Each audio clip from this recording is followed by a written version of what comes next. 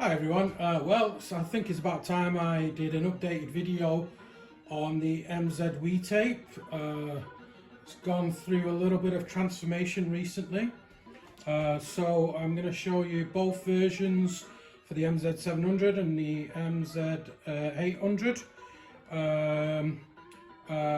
So first thing to note, so I put a bit of effort into the design of the case. You'll notice that the angle of the case of the MZuitape now kind of really matches the computers themselves. Okay, the 800 looks a bit higher at the back. That's only because it's resting on the screw at the back. I've left it unscrewed because I want to show you inside that device. As you can see, I've got Star Avenger running on the 700, which was loaded up from the MZuitape, and the wonderful Batman demo on the MZ800. I mean, that really showcases what the 800 can do compared to the 700. I think the 800 was a hidden secret. It was a missed gem in the West.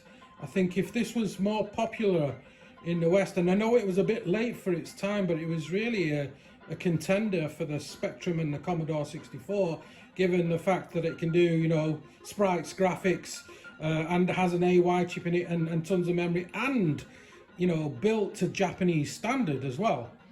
So, without further ado, let's get into it.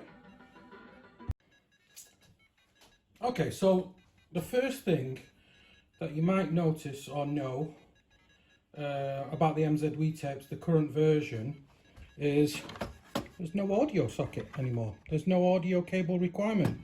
I finally got round to plumbing in the audio directly into the tape connector.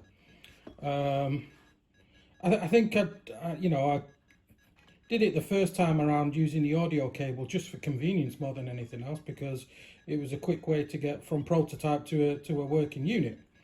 So audio cable has gone.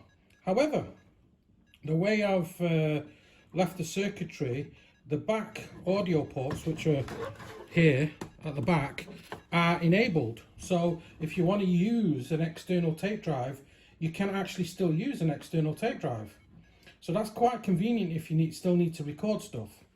The next thing, and hopefully you can see this, guys, that has gone under transformation is the PCB itself. I have gone almost full surface mounted devices, and it looks neat, right? It looks very tidy, and actually, I'd say 80% of the board PCB is assembled by a robot in China. And yeah, it does cost me a little bit more money, but I mean, this board was one of the longest ones that took it was the longest build in terms of having to solder all the components. So having 80% of it done in the factory is just amazing for me, So yeah, that's the next thing you'll notice. If you have never bought one of these before and you don't know what to do with it for the first time, well, essentially, the first thing you've got to do is take out the compartment that's here, or the tape deck that's here, and then plug the MZuitape into the tape connector, which is down here, right here. So how do you know which way around this cable goes? Well, that's easy, because I'll show you one. On the cable I send you, on one end, you'll see I've marked the connector with a number 1 or some kind of pink or purple marking. That denotes that this is pin 1 on the cable, and pin 1 on the MZ computer is the one for, closest to the back of the computer. So pin 1 is here and not here, right? Remember that pin 1 is the one closest to the back of the computer. So pin 1 on your cable, wherever that is now, right, must align with the pin 1 on the motherboard. And it's as simple as that. So you then screw in your device with the 2 screws that were there before, that you used for either your compartment or your tape cassette, and you insert your SD card with the games on, The firmware now supports folders, so you can, organize your games in folders, in a folder structure. Please note that you can only go 4 folders deep, right? Yeah. So that was, that's the way I programmed it. I think that's I think that's kind of enough, 4 folders deep, right? Yeah. And then and I'm going to talk about what SD card to use and how to prepare the SD card in a minute. But once you're ready, you turn your MZ computer back on. Let's just make sure that's okay. Okay.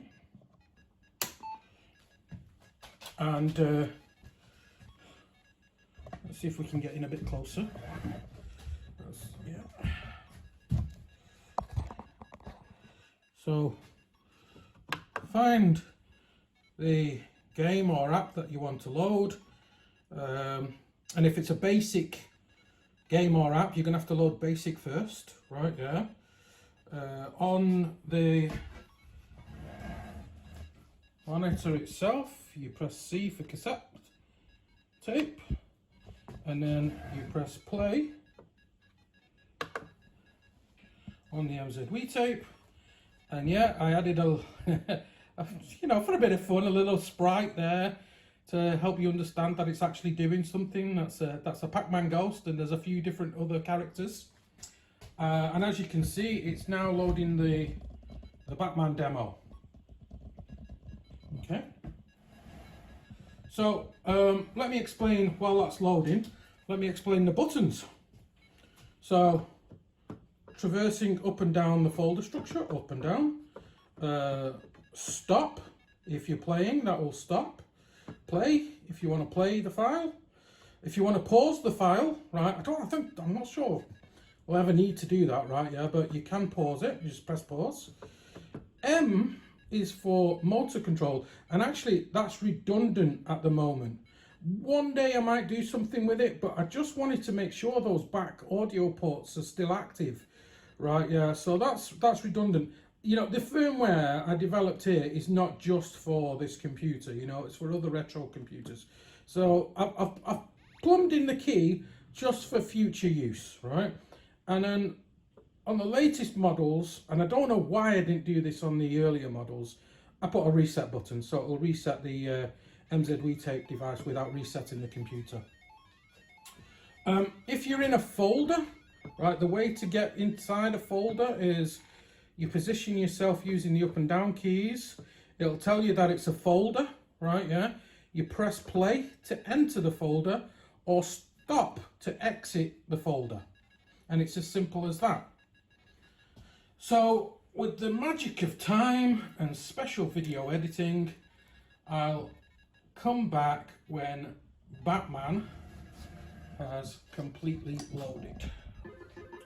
Well, you can see that didn't really take too long, right? It kind of all depends on the game or the app, right? Yeah, and the size of it. And there it is. It's done and dusted. So let me turn this off.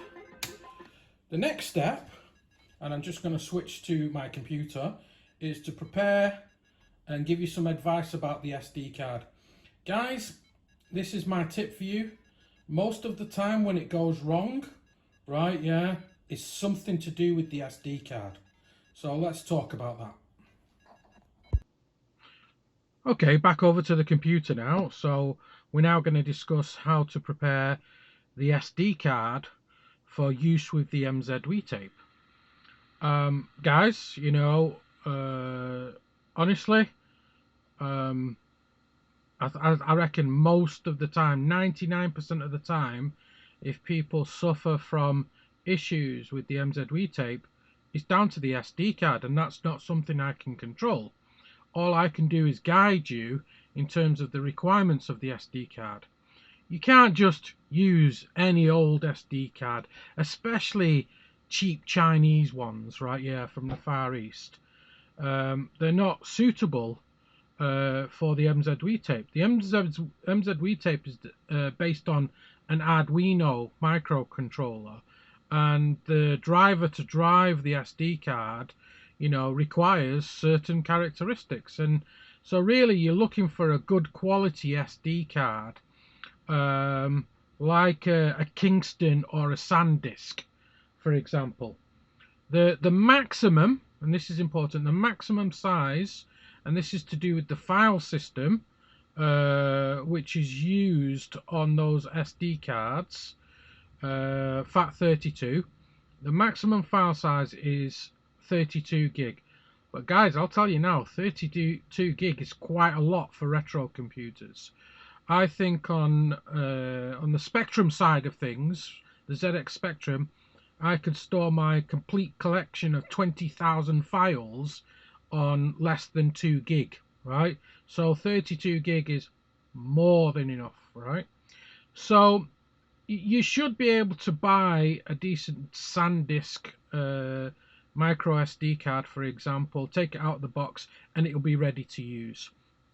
If you get any issues, it might be worth formatting it. And the tool that we use to format SD cards is called SD card formatter, right? So I've got an SD card already in there. I'll click format, and boom, that's now ready for use. FAT32. So what's next, right? Yeah, how do we get the games onto this SD card, and where are the games? Well, the games are usually freely available. You know, those games from the 80s you can download in digital format off the internet. I take no responsibility for the games that you have. It's a very grey area in terms of the law around those games. What I would say is, and this is what I'm quite particular about, is if there's games that are still being sold today, or new homebrew games, I tend to stay away from those, you know. So, you know, there's an acquaintance of ours, Ben Coffer, who runs Sharp Works, and he's still knocking out games. You won't find me distributing digitally his games because they're still new games, right? Yeah, I don't think it's fair. You know, those people are still trying to make games so we can enjoy these old computers. However, thousands of games are freely available. You can download them however you wish. So the way to get those games, because those games are usually in a file format called MZF or MZT. I developed a tool. It's a graphical user interface, actually, for two older tools. So there were tools to help convert from MZT and MZF, and I got permission from both the developers of those tools to allow me to use their code in my modernized version with a graphical user interface. So thank you, Yaron, and thank you, Bernd, for letting me use your code for the conversion. So you've got these MZF files, you've got these MZT files.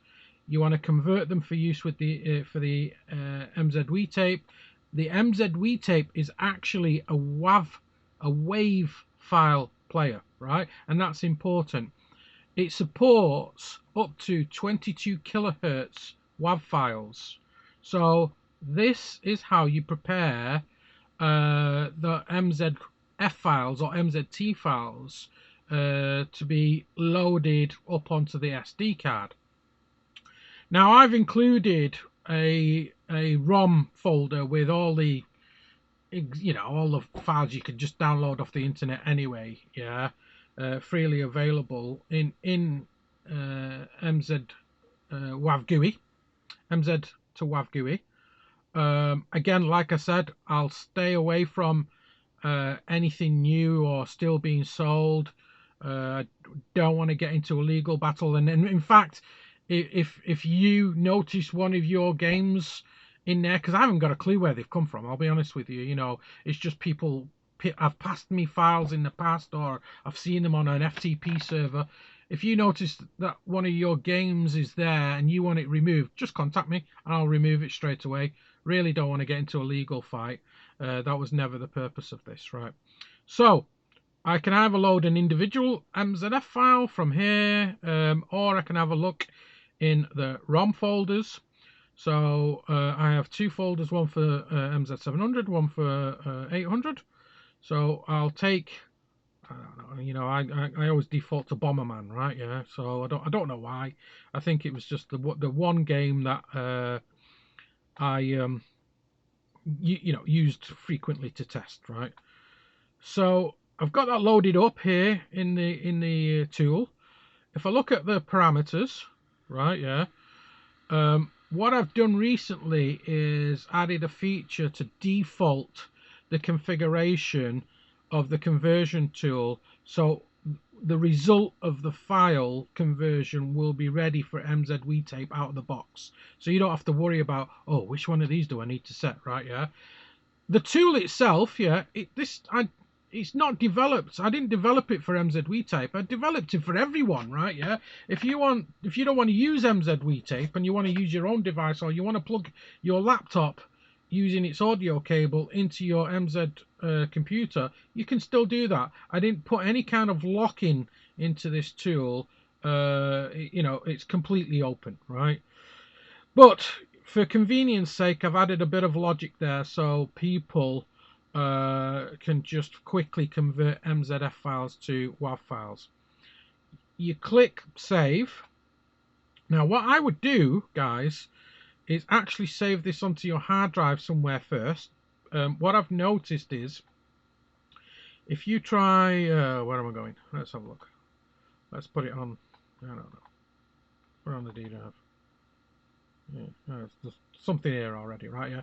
What I've noticed is, if you try to convert files directly to the SD card, oh, it's very slow. So you're better off converting them to your SD card, your hard drive on your laptop first, right? Yeah, and then copying them across to the SD card. So now that's done, I can now freely go to the D drive and copy that file, that WAV file, across to the SD card. But that was a single file, and what if you want to do a whole bunch of files? Well, we've got batch mode, right? So the principle's the same. You do exactly the same thing, but you can process hundreds of files at the same time, right? Yeah, so you're not having to do individual files. And that's pretty much it, guys. So then you take your SD card across to your MZuitape, put it in the back, and load up games or applications just as you saw before. Thanks for watching, guys.